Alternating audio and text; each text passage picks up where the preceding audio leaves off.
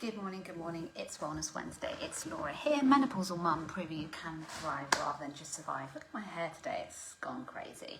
That you can thrive rather than just survive during perimenopause and menopause. And today I want to talk to you, well, it's all about the A's today. I'm going to talk to you about my top tips for getting out of a funk when you've lost your mojo. And I'm also going to tell you about an amazing challenge that I've got, a free challenge. So stick around so that you hear about that at the end. So, we all know that at this time of January we can often have fallen off the wagon when it comes to our goals, but do not fear, I have some top tips in terms of how to get your mojo back and get back on track.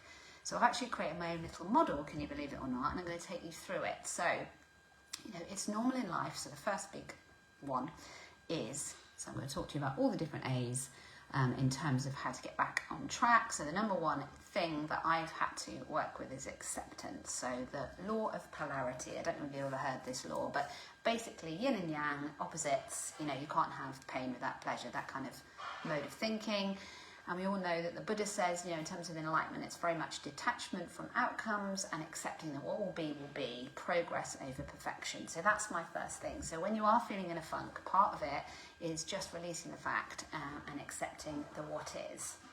The next thing is acknowledgement. Now, this is a big thing with the work that I do with clients. So if we push feelings down and don't acknowledge how we're feeling, then that's when we end up in therapy or for hours of therapy years later. So it is important, if you're in a funk, to accept it. Your brain can be a little bit needy. It's only trying to protect you. So a little bit of, self-soothing, saying you're doing okay, don't beat yourself up. And also acknowledging the feelings is really, really important. Otherwise, they can get stuck.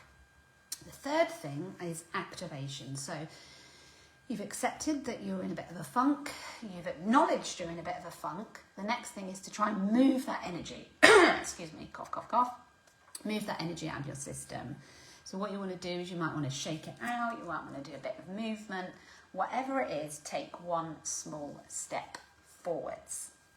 And then the last one is actually two A's, which is assess and automate. So you acknowledge that life is a bit of a struggle, you recognise the symptoms and the feelings, and you kind of soothe yourself a little bit, you get the energy out of your system.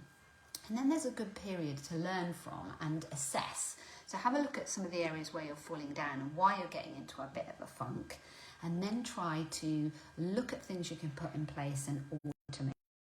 Not willpower, because it wanes, particularly in perimenopause and menopause. So the more you can automate good things that keep you on track, even better. So that's where things like regular fitness clubs or accountability in groups can be really useful, because even when you're feeling crap, if you've made that appointment to see somebody or you've got to turn up somewhere and have accountability, then that's going to keep you on track. So those are my 5 top tips.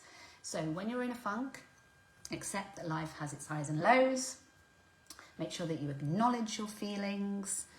Make sure that you get the energy out of your system, that you change state, and then take the opportunity to assess where you might be going wrong, and then put in place those supportive habits that sustain you moving forward, because you can't rely on willpower. Now, on that note, I have an amazing challenge coming up, which is a 21-day habit challenge. So this is going to be getting you back on track with one small, simple thing that you want to do that you repeat and then becomes an automated habit. So if you're interested in this challenge, just DM me saying habit challenge, and I will send you all the details. It's going to involve videos that I've recorded, worksheets, etc., and you'll take one habit and nail it. So that's all for today. I will see you later. I'm off on a perimenopause study for the University of Reading, so I'm going to be tested today. I'm going in an MRI scanner. I don't know why the light's really bad today. I do apologise. Justine, I can see you're on. Justine?